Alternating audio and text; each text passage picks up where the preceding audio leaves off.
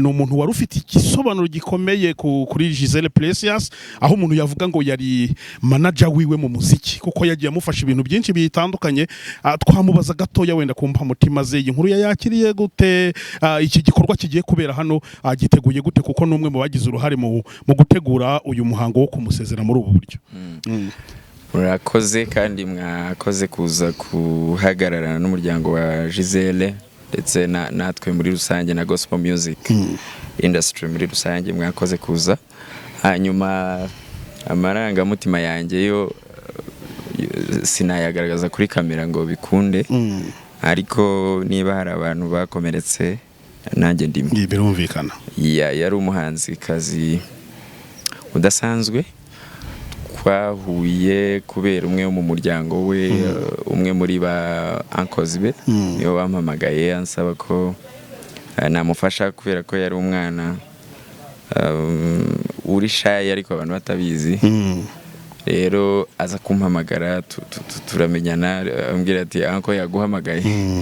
Ndamubwira nise yampamagaye kubera iki, mbwira icyo yanshakiraga n'iki, agira isoni. So duhera aho ngaho. Muri rusange yari umuntu, she was a lady of focus. Ntabwo ari umuntu byari byoroshye ko yakora ibintu bidasobanutse, kubera ko nubwo nagize uruhande runini rwo kubana nawe no kumufasha no kumugira inama, ariko yari umukobwa w'icyitegererezo. Ntekereza ko duhombye, tugize icyuho gikomeye kuzongera kubona undi nkawe bizatugora cyane. First of all, Giselle tubyara yaraje mu rugo aradusura, araturirimbira, n'utuvideo twaradupostinze nawe ashyira kuri social media yiwe. She was twitwaga twins kuko hari ukuntu twasagamo ukuntu. And then so your relationship is too deep kuko twarakuranye hano ku Gisenyi, turamenyana most of the time, kandi turi muri generation imwe, twakuriye hamwe nk'aba sisters. So kubyakira byari shock, kubutumva ngo umuntu aragiye atararwaye utaranamusuye. It's shocking, but ese ubu buzima twe turimo, imibereho turimo, aba bagenda, niki twatanze kuba tukiriho, niki twakoze kuba tukiriho. Ese Imana iramutse twishuje igiciro cy'umwuka duhumeka, ntago twabasha kubona igiciro inyishu twakwishura. Iravuga ngo muguze yaguhenda, iyo Mana yakiratangaje, ikora ibitangaje kuko nayo ni gitangaza. Yazuye Lazaro ngo umwana wa Yayiro, ibyo byose ni ibitangaza. Ikwishuje wakwishura iki?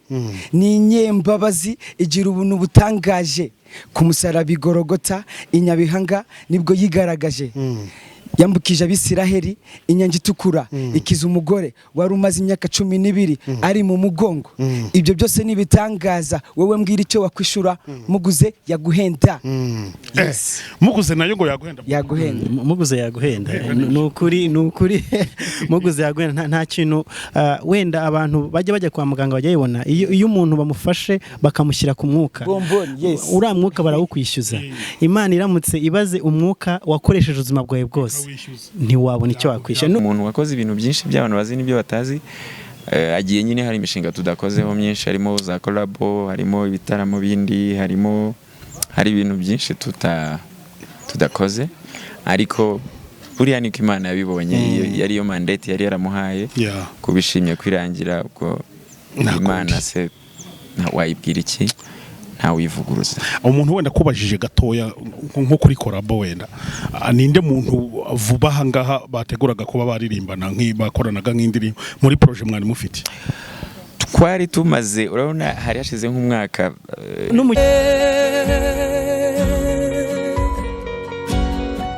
inzira yarubutayo gusa, nabuze n'amazi yo kunywa.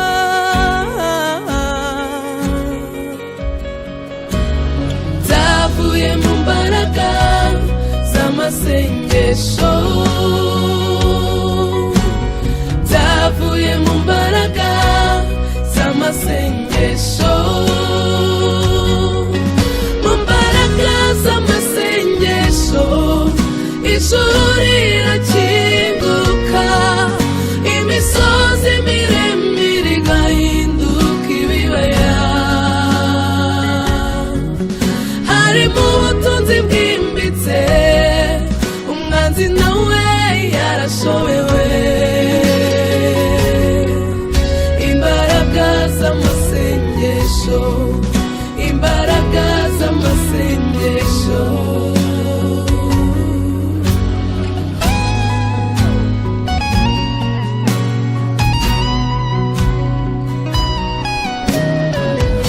ndi mw'isi mfashe igiye mu ntambara ariko iteka siko mporaneshwa kuko nshyigikiwe n'imbaraga zitagaragara zihangara zigaragara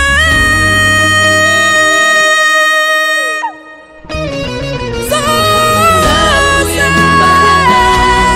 z'amasengesho aha ntibyari kuva mu mbaraga z'amasengesho mu mbaraga z'amasengesho ijuru rirakinguka haleluya imisozi miremire igahinduka ibibaya harimo ubutunzi bwimbitse umwanzi nawe yarashobewe mu mbaraga z'amasengesho ijuru rirakinguka haleluya imisozi miremire igahinduka ibibaya harimo ubutunzi bwimbitse umwanzi nawe yarashobewe izi imbaraga z'amasengesho zirahambaye imbaraga z'amasengesho zavuye mu mbaraga z'amasengesho ubutsinzi icyubahiro n'amahoro zavuye mu mbaraga z'amasengesho zabinuma ntukibaze uko byagenze mu mbaraga z'amasengesho wa mwanya wafashe ukiherera ukabwira Imana burya yarumvaga yumvise gusenga kwawe haleluya z'amasengesho n'ahandi bituruka niho biva inshuti bakunzi ba iyobokamana TV turabasubije mu izina rya Yesu Kristo. Ni kwa kundi mumenyere ko tugira gutya tukababera mu nkuru ziba zigiye zitandukanye cyane cyane ziba zifite aho zihuriye na gospel. Ntabwo iyobokamana TV iri yonyine, turi kumwe n'urundi rubuga rwa gikristo narwo turi kumwe na nkunda gospel. Nkunda gospel tumeze neza, Imana iradukomeje nubwo hataba habura ibibazo umutima n'ibindi byose bitari byiza, ariko muri byose Imana ihora itanga imbaraga. Ase Bobo wenda reka bari wowe mperaho, ubwo abantu bakurikiye iyobokamana TV barumva yuko ibyo tugiye gukora babishobora kuzabikurikirana ku iyobokamana TV ndetse no kuri nkunda gospel TV.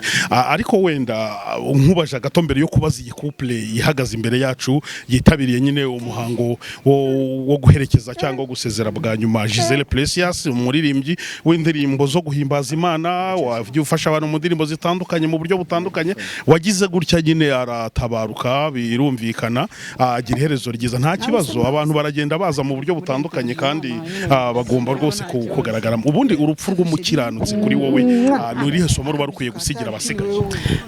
Isomo ni isomo turi buze kuvuga ariko riba rigoye gufata, kuko nanjye wenda nihereyeho nkimara kumenya aya makuru yuko Giselle Precious yitabye Imana, nshobora kuba ndi mu bantu byagoye kubyakira. Si uko nasanzwe mbona abantu bapfa, ubusanzwe ndi umuganga n'abantu rimwe na rimwe bajya bampfira mu maso, ariko urupfu rwa Giselle Precious rwankozeho cyane, kuko hari umuntu upfa, hari ibintu bikabona nyine birihuse cyane, ukabona ni ibintu bitagese biba ku kanya bikagora kubyakira. Ariko muri rusange icyo byakakwiye kudusigira, Imana yibiza impamvu yabyo, nta n'uwakitambika umugambi w'Imana. Icyo twakigiyemo nuko nyuma y'ibyo dukora byose aherezo ry'ubuzima, hari umunsi ubuzima ubamo uyu munsi buzarangira, hari umunsi ibyo wakoze bizashyirwaho akadomo, ariko the life after, ubuzima nyuma y'uko upfuye ukawukereya ukiriho sinzi n'abantu bari kubyumva ukamenya ko nyuma y'uko upfa ubuzima buzavugwa cyangwa se amagambo azavugwa ugomba kuyakira uyu munsi turi hano abantu bose baturutse impande n'impande bose baje kubera Giselle Precious icyo yakoze n'ikimana amukoresheje muri ubu buzima muri make n'iryo somo ngira ngo ni ibintu byumvikana cyane turacyariro muri iyi nkuru tugeze hano igisenyi ni muri Pekin Institut Institut Biblique Pentecostiste de Gisenyi ngira ngo turi kumwe n'abantu bagiye batandukanye ahangaha bagiye baturuka impande n'impande baje nyine muri uyu muhango turi kumwe na couple ahangaha ni couple y'umuraperi cyangwa y'umukozi w'Imana yitwa MD niryo zinazwiho mu muziki aratubwira amazina ye yose kugira ngo tubashe kuganira ariko tunamwifuriza ikaze mu mujyi wa Gisenyi ahangaha hagiye kubera iki gitaramo gikomeye cyo gusezera nyine nyakwigendera niba yari umuririmbyi iki nicyo gitaramo cye cyanyuma yari afite inzozi nyinshi zo kuzakora ibitaramo byinshi ariko Imana yamukunze kuturusha reka tubwire umuryango ndetse n'inshuti n'abavandimwe ngo Imana ikomeze gukomeza abasigaye Bob mwiriwe neza yatwiriwe neza cyane kubaza ngo muraho murakomeye gukomera no gukomera tubakomeza ariko kandi burya ngo urupfu rw'umukiranutsi ku Mana nubwo mu isi tuba turira ariko mu ijuru burya ngo bo bari bavuza impundu ko umugeni wa Kristo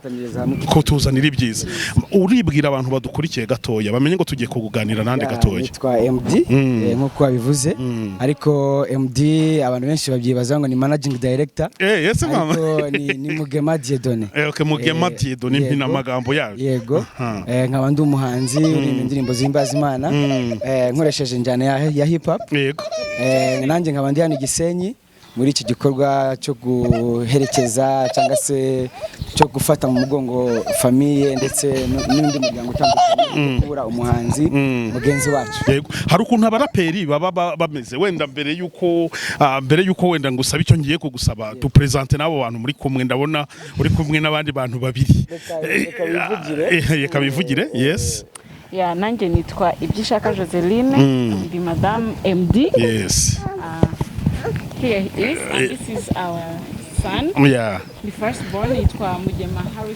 Liam yes and the younger sister wa Giselle our dad's siblings oh so yeah she's my big sister niwe witabye Imana mwihangane MD nanjye kukubaza cyangwa kugusaba abaraperi hari ukuntu baba bameze bakunde guhanga bitunguranye cyangwa ku buryo buri situation yose babwira ngo gira ubutumwa buto cyane ariko binyujije mu nganzo utanga ubundi urupfu rw'umukiranutsi rwagombye gusiga butumwa ki ibi bintu byabaye wabyakiriye gute ndashaka kubye expressing mu buryo buri rap gato cyane ndeye ikintu cy'ikizamini ngo haye ariko niho ugiye kwigaragariza kuri umuririmbye koko mu bisanzwe mfite indirimbo nigize kwihimba bwa mbere yes nayihimbye nabwo ngiye gushingura mukecuru wanje ngeze ahantu bita Rusororo hari indirimbo yasinzamo ndanayikora yitwa yaguhenda ivuga ngo muguza n'Imana yaguhenda ese ubu buzima twe turimo imibereho turimo aba bagenda niki twatanze kuba tukiriho niki twakoze kuba tukiriho ese Imana iramutse twishuje igiciro cy'umwuka duhumeka ntago twabasha kubona igiciro inyishu twakwishura iravuga ngo muguze yaguhenda iyo Mana yaciratangaje ikora ibitangaje kuko nayo ni gitangaza yazuye Lazaro ngo umwana wa Yayiro ibyo byose ni ibitangaza ikwishuje wakwishura iki ni inyembabazi igira ubuntu butangaje ku musaraba igorogota inyabihanga nibwo yigaragaje yambukije Abisiraheli inyanja itukura ikiza umugore wari umaze imyaka 12 ari mu mugongo ibyo byose ni bitangaza wowe mbwira icyo wakwishura muguze yaguhenda muguze nayo ngo yaguhenda muguze yaguhenda nukuri muguze yaguhenda nta kintu wenda abantu bajya kwa muganga bajyayibona iyo umuntu bamufashe bakamushyira ku mwuka uriya mwuka barawukwishyuza Imana iramutse ibaze umwuka wakoresheje ubuzima bwawe bwose ntiwabona icyo wakwishyura n'umukiri ukomeye kuri sinzi ko yabona ikiguzi cy'uwo mwuka Imana muguze yaguhenda uzi ko umuntu aguhaye miliyari 2 ngo agukure mu ijisho utakwemera wagira ubwoba uze yaguhenda mudi ibyo ubwo butumwa utanga nibwo rero bakubwira yuko ngo umunota umwe kwa muganga ubuhenze cyane kugira ngo bagwe ubuhumeke none twebwereba nje mfite imyaka 20 ni ubwo se nabona amafaranga nishura Imana so tugomba gushima Imana tukiriyo yego nka sister wa Giselle kukubaza ngo wakiriye gute urupfu rwe rwanatunguranye cyane imbaha mutima zawe nizihe kuburi kubona abantu bavuye imihanda yose bavuga bati tuje gusezera umukozi w'Imana waririmbiraga Imana mu buryo bugiye butandukanye niki wenda niki what's your expectation uretse wenda na expectation yatubwira umunsi wumva iyi nkuru wenda ntago mubana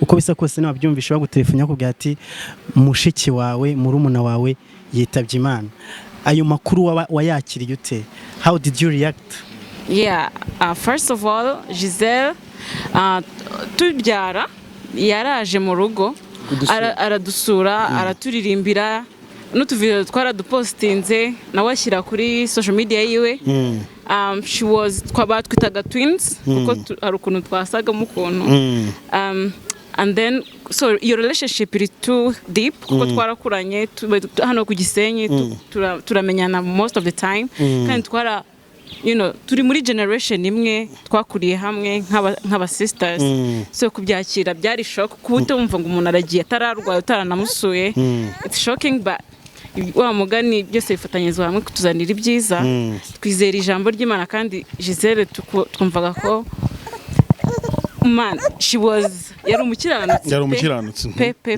pe biragoye kubyakira ariko we know that she's in heaven kandi ari kumwe n'abamarayika byari shocking but we believe umuntu apfera umukiranutsi tuvuga wow she's going to a better place aribyo turwanira nyine bitari twigisha isomo byo gora twiteguye we don't know tomorrow na tomorrow ibaho kuko ni ikintu cyese twitwigisha something like pap so we thank God kandi twamwigiyeho byinshi kandi ibintu byose bibaho kubera impamvu kandi akibabaje cyane n'akabebe yasize kuko nanjye ndo mubyeyi narabyaye kumva ngo akabebe kasigaye katari kanonka n'umwana birababaje ariko nyine ntugufatanyiriza hamwe nyine kutuzanira ibyiza ijambo ry'Imana ntabwo rihinduka byarindi nubuhe butumwa mu mikorere ye mu miterere ye mu mibanire yawe nawe wavuga ngo Giselle Precious buno butumwa abusize ku isi ngo nzakurikiza ibingibi cyangwa hari ibintu karakteri imbuto yanyereye zatumye menya yuko burya nkwiye kuba ku isi nitwara gutya umuntu abikobaje wamusubiza ngo iki ukuntu Giselle yarateye ni umuntu wakundaga ijambo ry'Imana gusenga na jokes burindi nagapfa guseka ibyo yibonye ntabwo yapfaga guseka ibyo abonye yapfaga kuba ari nyine ibintu byose arabigenzura akabishyira ku munzani ngenda umuntu uri fan nuvuga ko manu wagiye unyuzamo umuyaga but it was needed kugira ngo nanjye nige kuzajya wenda menya ngo there is a time to maybe talk and not talk ni character iri very iyokomeye kugira ngo umuntu yihangane nyine guseka muri joke ariko yari fan no kucuranga guitar navuga nanjye nzajya ncuranga noneho numukobwa wa supportingaga ladies muri rusange yashinze anointed band arabonye ashyigikira ladies most ni ikintu gikomeye cyane ashyigikirana yari afite unity twaririmbanye muri Africa Rise ni igikorwa cyabaye cyo kunga abanyafrika kugira ngo rising together babumwe and she was singing very well kandi yari afite ijwi ryiza oh my god yego afite ijwi ryiza kandi riri n'amagambo yaririmbaga not something very easy or nyine amagambo asanzwe amagambo arimo ubutumwa bukomeye cyane aho yaririmbaga muri French ngo soyons unis nyine mu butumwa yatanze ubumwe ikomeza aririmba ariko nitumenye ko she was going to go nyine so yatubwiye ngo tubumwe rero niyo message iri kuba cyane n'umusaraba wa Yesu Yesu ari kwamamara muri iki gihe cyane people have to be careful about that niko bimeze someone nyine ntabwo ari we wenyine uririmbye about Jesus ntabwo ari we wenyine uririmbye about Jesus but we have to know that Jesus is there yarapfuye kandi yarazutse so dufite Yesu wazutse we have to get that message ko Yesu ari muzima kandi Giselle nibyo emphasizingaga cyane umusaraba wa Yesu that song muzagende muyirebe abatarayibonye. hari akaririmbo ke uziho gatoya we umwana we muramureka nta kibazo abantu barabibona nyine yuko ari umwana hari akaririmbo ka Giselle gatoya wenda ushobora ku Yes. You know that song nyine y'umusaraba muziho gato wenda mwaturirimbiraho kantu gato tuzi indirimbo zose actually but we can choose our favorite. Yego yitwa umusaraba. Umusaraba niyo ndirimbo yanjye niyo bendera ryo gucungurwa kwanjye wamesheje ubugingo budashira ndashima Yesu ko yawubambweho. ngira ngo ni ibintu byumvikana ni couple ya MD by'umwihariko uyu mufasha wafite ahuriye cyane na Giselle bamufataga ngo nk'impanga kubera ukuntu basaga kandi koko biragaragara.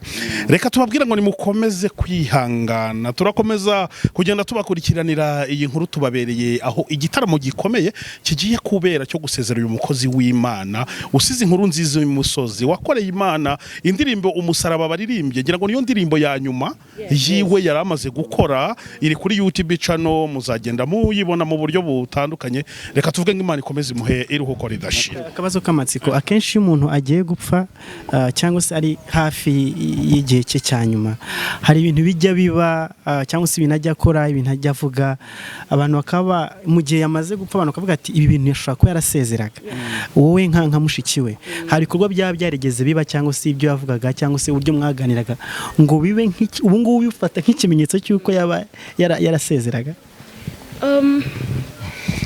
Urakoze kubw'icyo kibazo kuko Giselle mu gihe cyo cyo kubyara ntabwo yakomereketinze cyane kuko yari in deep pain.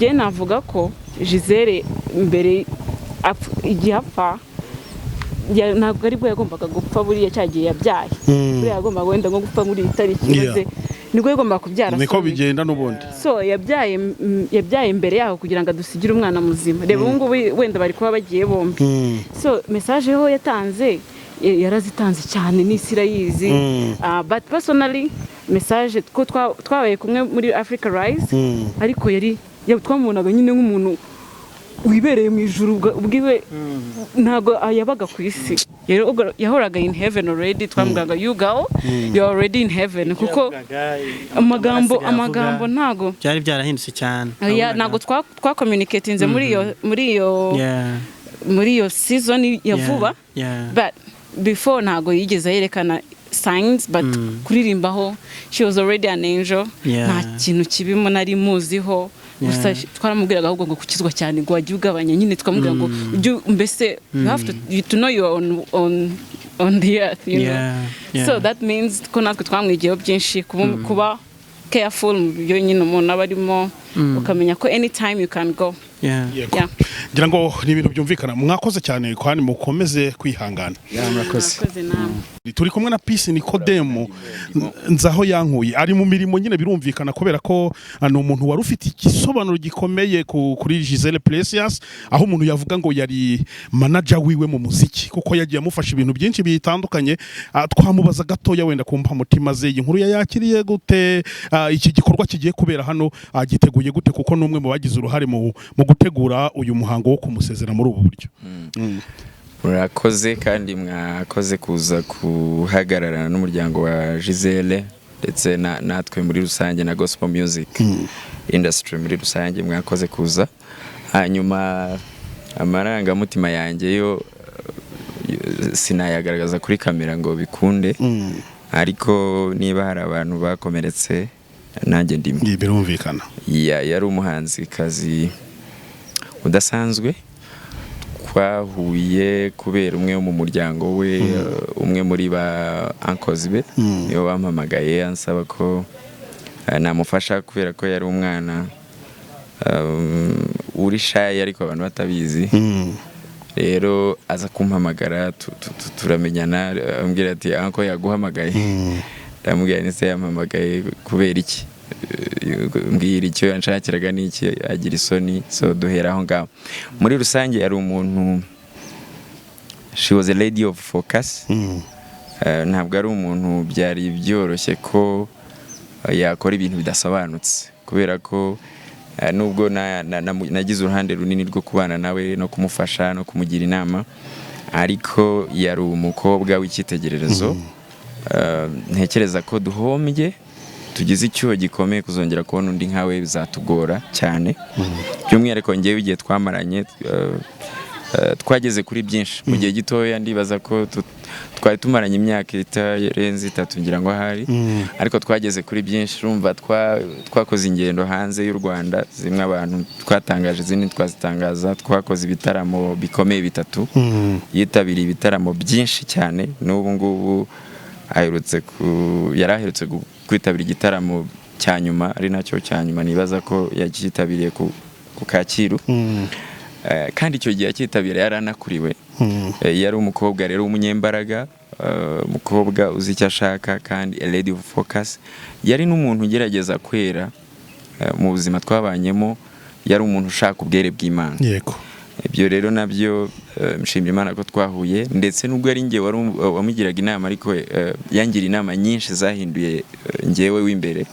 Ibyo rero numva ari igihombo ngize muri ngewe kuba ntazongera kumubona ukundi, ndetse tukaba tutazongera, akaba agiye hari ibintu byinshi tudakoze, hari imishinga myinshi tutakoze, hari iyo twagerageje ntiyakunda. Muribuka, ntabwo navuga ngo ntiyakunze, hari icyo twayikoze ariko ntiyabaye, ntiyacivinze. Hari umushinga wari uwo gufasha abagore n'abakobwa gukoresha impano zabo kugira ngo impacting aho batuye. Yari yarawise ngo ni Girls Power Initiative. Ni nawe yari yaratanze muri irya rushanwa ryitwa singibuka neza ryari Rwanda Gospel Stars Live. Niyo yari yatanze, ariko n'umushinga wari ugikomeje. Murabizi ko yakoze ibintu byinshi. Yatangije itsinda ry'abagore, buriya n'igitekerezo cye yabanje kumbaza, nkumva sinanabyumva, ariko yarambwiye ati ngewe I will make it. Ntibaza ukuntu azazana umuntu ucuranga drum w'umukobwa, nari naramubuze, bari baramundangiye iriya Rurindo, ndamutegera araza ageze i Kigali turaburana. Nashakaga nyine buriya bino bintu bibamo ibintu byinshi. Nagerageje gushaka umuntu w'umukobwa ukina drum, ndamubura. We aramuzana. Umusoliste nawe buriya ni ibintu bitangaje cyane. Niwe wamuzanye, ntago nari muzi, ariko yarabinyumvishije numva nibyo cyane ko nta kintu twakoraga tutabanje kumvishanya. Buri wese akakonvenka undi. Icyo nacyo nari kimukundiraga cyane, ko atapfa gukora ibintu atabaje kuvuga ngo reka mbanze ngukonvenke. So yarafite characters nyinshi nziza ku buryo ntazazibagirwa. Yarafite urukundo, yarafite humility, guca bugufi, nta bigare yagenderagamo. Kimwe mu bintu bishobora kukunaniza uri umuntu ufasha umuhanzi wa gospel, kubera ko bagomba kugira imyitwarire myiza, ni ikigare. Urabona imyaka yarimo icyo gihe tumenyana, yari imyaka y'ubujene, mu myaka nka 24, yari mikeya, kandi ari umukobwa ufite impano, ufite ijwi, unakunzwe, uri na mwiza ahubwo nabyo unakunzwe. Ndibuka ko igitaramo cya mbere twakoreye Serena yaratarakora indirimbo n'imwe. Burya nari maze ibyumweru 3 mpamagawe na uncle witwa Jean Paul, mbanza kumushyirira kugira ngo ndebe ko ari umuntu watinyuka la public, tutadukomereza aho ngaso. Yego, nibaza ko yari muri show yitwaga, yari concert yitwaga Arabagirana Festival ya mbere. Niyo ya mbere yaririmbyemo. Icyo gihe yanagiye afite ubwoba, nanjye mfite ubwoba, kuko nijoro twarawe tuvuga koko biraza kugenda bite. We prayed, biza kugenda kuriya, ahita akomereza aho ngaho. So ni umuntu wakoze ibintu byinshi by'abantu bazi n'ibyo batazi. Agiye nyine hari imishinga tudakozeho myinshi, harimo za collabo, harimo ibitaramo bindi, hari ibintu byinshi tudakoze, ariko buriya niko Imana yabibonye. Yari yo mandate yari yaramuhaye, kubishimye kwirangira. Ubwo Imana se wayibwira iki, nta wivuguruza. Umuntu wenda kubajije gatoya nko kuri collabo, wenda ninde muntu vuba hangaha bateguraga kuba baririmbana, bakoranaga nk'indirimbo muri projet mwari mufite? twari tumaze urabona hari hashize nk'umwaka iby'umuziki bidahagaze neza kubera hajemo icyorezo cya COVID-19 yanakoze mariage muri COVID bigoye so yagomba kugira umwanya wo kubanza kwita ku zindi nshingano nshyashya yaragiyemo hanyuma igihe zirangiye abanyine kimwe n'ababyeyi bose barabizi abarasamye nabwo yari akeneye umwanya wo kuyitaho hanyuma nyuma yaho abarabyaye nyine yagombaga kugira umwanya uhagije wo kwitaho ndetse n'umwana we byose byagiye bigwa ariko collabo zo hari zo twatekerezaga hari nk'umuhanzikazi wo muri Nigeria witwa Mercy Chinwo uwo yaramukundaga cyane ku buryo ndibuka Mercy Chinwo Mercy Chinwo yigeze kuza muri Kenya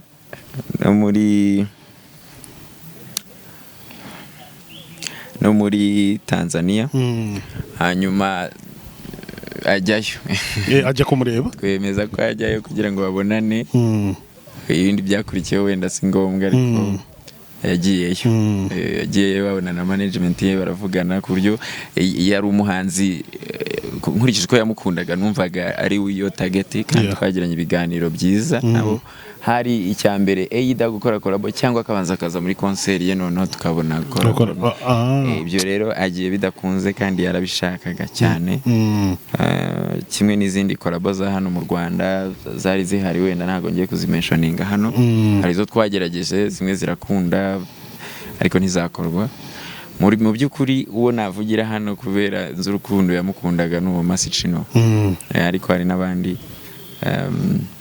nizo collabo zonyine niyo yonyine navuga muri muzo twatekerezaga mureka tukureke nk'umuntu uri coordinatinga bino bintu ariko tukubaza iki gitaramo kirabona biragaragara ko ari igikorwa cyateguwe mu buryo buri ku rwego rwiza urebye buryo abantu bari kuza bitabira abahanzi bari guturuka i Kigali barira gushyika hano wumvaga ufite intention yo kuvuga ngo basi igitaramo cye cya nyuma cyo kumusezera kigende neza. Kino gitaramo ntabwo ari igitaramo cyanjye na Giselle, ni igitaramo cya famille yawe. Ariko nk'umuntu wateguraga ibitaramo bye byose nagombaga kukibamo. Umuryango wafashe icyemezo urabitumenyesha ko ushaka gukora igitaramo uyu munsi cyo kumusezeraho bwa nyuma, duhitamo kugishyigikira ngo dusanzwe dutegura ibindi. Ahangaha rero ni igitaramo kigamije gusa kumusezeraho bwa nyuma, abaririmbyi bagahabwa umwanya, abahanzi bagahabwa umwanya n'abandi batandukanye. Hano hari Korali Bethlehem, hari Aline Gahongayire, hari hano already hari Alexis Dusabara, hari Bosco Nshuti, hari Anointed Band indi Giselle yashinze, hari Precious Band, hari Esther nifasha barakoranye cyane muramuzi, hari abahanzi benshi n'abatari buririmbe barahari, n'abanyamakuru namwe murahari. Ni urwego rwo kumusezeraho bwa nyuma no gucelebrating ubuzima bwe yabayeho, nicyo cy'ingenzi. Ariko turifuza by'umwihariko ndanga kubivugaho byinshi, ariko turifuza ko urabona ni umuntu usize umwana muto cyane, akaba asize n'umutware we. Turifuza kugira icyo dukora kugira ngo nibura umuntu ushaka kugira icyo yafasha, mu by'ukuri turashaka gukora nk'igitaramo cyo ku celebrating ubuzima bwe, ariko harimo n'uburyo bwo gutera inkunga ibihangano bye bisigaye bimwe. Hari ibyo nzi, hari n'ibyo yari yaranditse ntaramenya, hari nk'indirimbo yahimbiye kwa muganga nari ntaragira umugisha wo kubona aho yari yaranditse n'ibindi. Ariko hari ibyo ngiye mfite kuko yaransharingaga. Ibyo byose wenda tuzagira umwanya uhagije, ariko ku bufatanye n'umuryango turashaka kuzakora indi concert navuga yo gucelebrating ubuzima bwe, ariko no gushyigikira ibihangano bye, ari nako tunashyigikira umwana ndetse n'umutware asize ko batandukanye. Ya umutware ari muto, umwana ni muto, ni ibintu tugomba gukoraho. So muri rusange numva ari icyo navuga. Abantu nidushyira hanze iyo gahunda as far as the family zaba twabishyize mu murongo neza, abantu bazabimenya. Gusa icyo navuga nuko duhombye cyane, turahombye, yaba abanyamakuru yaba abandi. Ni umwe mu bantu bari hard working mu buryo butagaragara, ariko she was a hard working lady. Ari n'igihe namusabaga gukora ikintu kigoranye cyane, mbizi ko kigoranye cyane agashyiramo imbaraga ze zose akagikora bigoye ku buryo nanjye nk'umuhungu kugikora imbaraga zanjye yarigeze zabaga ari yandushaga imbaraga so nta kintu navuga Imana imutuze mu ijuru turabyizeye ko ariyo kandi ibihangano n'umurage asize tuzakomeza kubikurikiza no kubikurikira. Urakoze cyane. Amakuru ngira inyuma gatoya niba ari n'umwanya ndagushakira yes ukabanza no gushima Imana yaguhaye umugore mwiza nukuri kose no ya aha turi Rubavu mu gitaramo cyo gusezeraho Giselle Precious umuvandimwe wacu uyu munsi ndi kumwe na Demayi wa Giselle Precious n'amambira byose Paul muri korali Bethlehem. Giselle Precious donc wamumenye ryari mbere yo kwinjira mu muryango wari umuzi se cyangwa mumenye aruko amaze kwinjira mu muryango na dirija wayo asanzwe muzi yampaye umufasha rero utabaruka ke wabimenye ryari Imana Clementine ndashima Imana cyane Imana yagize neza Giselle Precious ni umwe mu bantu ni ikihe kintu kidasanzwe mu buzima bwawe donc Giselle asize mu mutima wawe mu rwibutso wasengeraga cyane cyangwa warutuye hano muri aka karere ka Rubavu urupfu rwe warwakiriye gute? ibintu bikomeye cyane ibintu byatubabaje kandi byaduteye agahinda cyane kubyiyumvisha inaha kugeza n'ubu ngubu ntabwo turabyiyumvisha ni ibintu byadukoze ku mutima cyane ntabwo ari ibintu wapfa gusobanura ariko nta kundi nyine twabyakiriye. mwavuganye kuwa gatatu kuwa kane wumva ngo yatabarutse inkuru y'urupfu rwa Giselle Precious wayakiriye ni inkuru ibabaje kumva umuntu ukiri mutoya w'umuhanzi kumva ngo yitabye Imana